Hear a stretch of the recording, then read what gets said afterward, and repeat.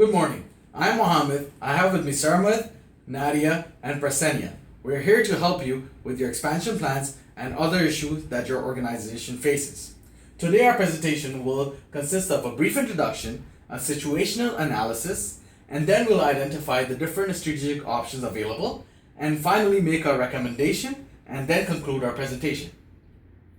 So, we understand that you're very eager to maximize your profit and your market share in this rapidly growing industry. In this presentation, we will be analyzing various expansion plans and providing you the best expansion strategy that will fulfill your objectives and goals. I will now pass it on to Sarmad to present you the situational analysis. Thank you, Mohammed. So I'll be talking about the situation analysis for RSI and Lavish. As you know, that the mission statement of RSI and Lavish overall provides quality services while developing relationship with the clients, the community, and the environment. As you know, we noted that overall Lavish and RSI's mission statement evolves around quality products, professional staff, and friendly environment. However, we noted that there were some key differences within the mission statement. Number one, our Lavish's mission statement does not refer to the environment. Both RSI and Lavish do not include any mention about the environment and the communities that they're developing with. RSI appears to be focused on affordable services and health benefits, and Lavish's focuses on escape and pampering. So what are the key success factors for RSI and Lavish? Well, we noted that the overall success factors are dominating around the convenient location, healthy facilities, up-to-date services, good reputation, competitive pricing amongst the competitors, as well as using only high-quality products. The next thing I wanted to talk to you about is financial analysis. Currently, RSI and Lavish prepare the financial statement in accordance with for income tax purposes. For any future financing, they would be required to prepare the financial statement in accordance with ASPE. Currently, we noted for RSI and Lavish there were key significant accounting issues, including inventory write-down, contingency liability issue for Lavish, no accruals for loyalty program, and websites not being amortized as per ASPE. So some of the financial ratios we determined during our current analysis of RSI and Lavish. We noted that the current ratio is currently standing below 1, which is a concern in terms of meeting the current obligation. However, the cash current debt coverage ratio has been increasing. That means they have enough cash to pay off their debt, which has been increasing from 2014 to 2015. Inventory turnover, which is also a huge concern since a significant portion of their current assets is revolved on inventory, and due to the decline for inventory turnover for both RSI and Lavish, it's a concern in terms of they're overvaluing their inventory in their stock and potential write-down opportunity concerns. Next, the more positive side, we see the times earned interest ratio has increased from 2014 to 2015, which means that they haven't be able to pay off their interest payments through the net income. However, the main area of concern for any future financing opportunity is debt to asset, which is currently hovering at 70%. In the future, if they're acquiring any future loans, debt to asset ratio would go up, and that would be a concern to the creditors and also any going concern issues. So some of the quantitative concerns are, as per the financing, would be number one, that the financial statement have to be revamped in accordance with ASPE. If the debt is over 10 million, the financial statement have to be audited as per the requirement. Debt to equity ratio has to be over 1.1, and debt to asset has to be over 1.2. If the interest cover ratio is less than 10, no payment payout to the shareholders is permitted. And the biggest area of concern is the bank may demand payment in full in event of a default, which is also a going concern issue. So those were the situation analysis. So the 4 key strategic options that we identified that RSI and Lavish is looking for is consolidation of RSI and Lavish, franchising opportunities, partnership with FFL, and acquire Pure Substance Inc. Now I will hand over to Nadia, and she will explain to you the first 2 strategic options. Thanks, Sarmad. Overall, the main issue company facing right now is to how to expand RSI's operation and grow profitability in the future. The first strategic option we have is to consolidate RSI and Lavish operation under one brand identity. In terms of pros, first of all, consolidation will result in cost saving in many areas, such as administration, accounting, and information system. RSI can also leverage existing website and social media presence. to mark the joint operation.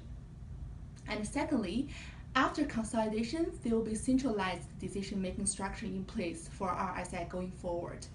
This really helps with expansion plans in case quick decisions have to be made. Last but not least, consolidated financial statement will present a stronger view of the company, making it easier to acquire funding and meet covenants. However, in terms of grants, Lavish has employee bonus program, whereas RSS does not. So after the consolidations, the joint operation will have to implement the company-wide bonus structures in order to maintain fairness. However, RSI could risk losing former Lavish employee if the new bonus program is not as lucrative. And moving on, currently two companies have different accounting policies in terms of accounts receivable, depreciation of equipment. So therefore, it will be difficult to integrate the accounting operations. And also, two companies have different client base and services. Therefore, companies need to figure out a way to meet all their clients' needs. Moving on, the next strategic option we have is to develop a franchise of day spas. In terms of France, this strategic option is in line with the company's mandate for growth. And secondly, franchising is a very effective method of capturing market share, because currently majority of spas are individually operated. So RSI can capture more market share by becoming a reputable brand name in the industry. Last but not least, experienced franchisees may have knowledge to how to improve RSI's current operations. However, there's also some downside risk of developing franchises. First, franchises may have different values than RSI, and this could damage the brand reputation. And also, it's very difficult to maintain same level of quality across all the franchises if expanded too quickly without proper control established. And also, the expansion may overwhelm the CEO and the major key shareholders, because the initial stage of franchise development requires significant time investment. However, most of the shareholders have their demanding full-time jobs. And also, our CEO, Sally, does not have experience in managing the expansion at this magnitude. And right now, RSI's location is ideal. However, ideal locations may not be available for all the franchises. As we know, location is the most important determining factors for customers in choosing their specific spa, so this could also be an issue for the company. And of course, screening process for applicants can be time-consuming and costly.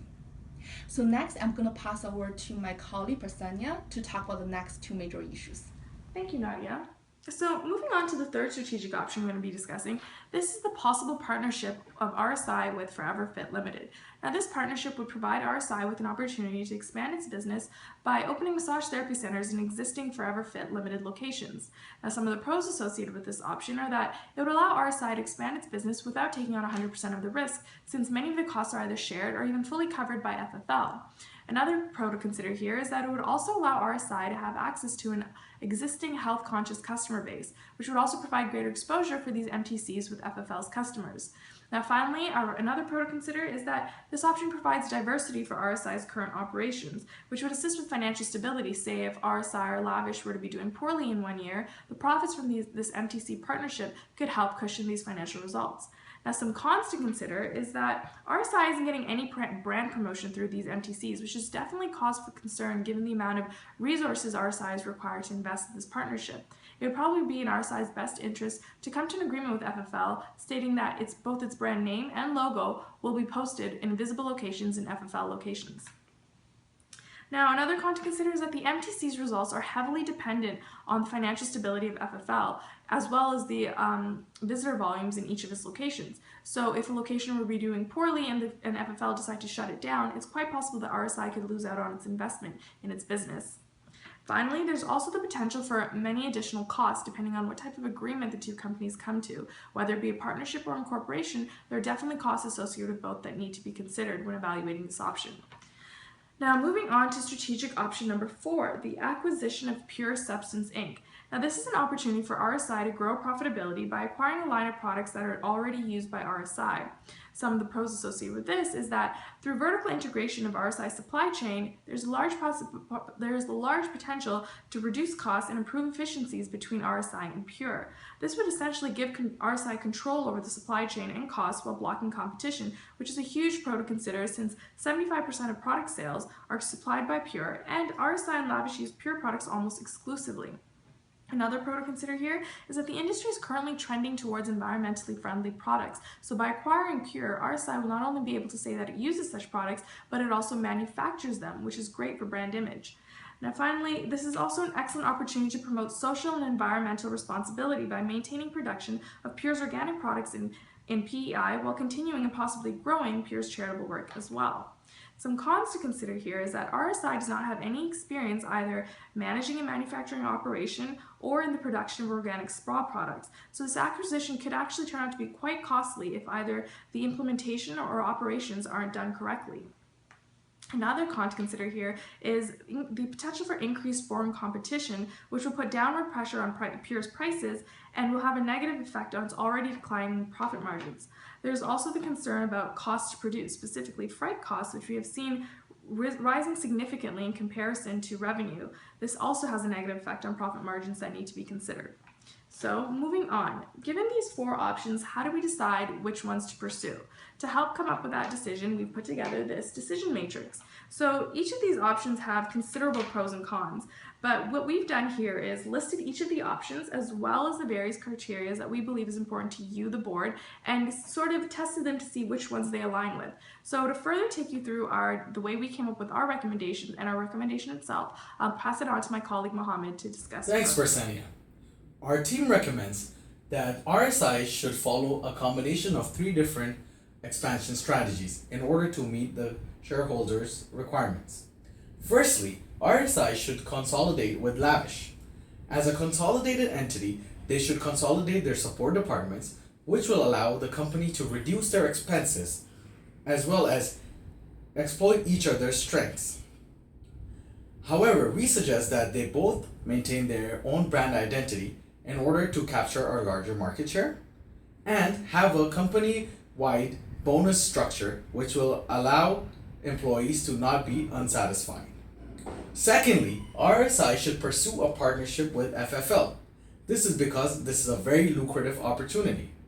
RSI will be able to gather enough funding for their future expansion needs, as well as pay off their debts now, and in addition, RSI will get experience operating outside their own horizon, which is very important if they are to enter the franchise market.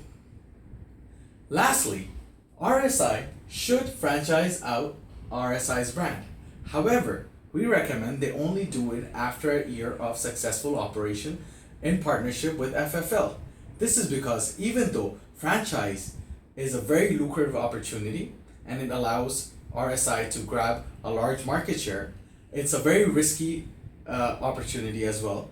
This is because there's a risk of it failing, and which will damage the RSI brand. That's why we suggest that after RSI has operated successfully in the partnership with FFL, they enter the franchise market. By then they will have enough funding and resources and experience to operate a franchise successfully. As a result, we suggest all of these 3 strategies in combination will help RSI achieve their goals. We would like to now conclude our presentation. Feel free to ask any questions. Thank you.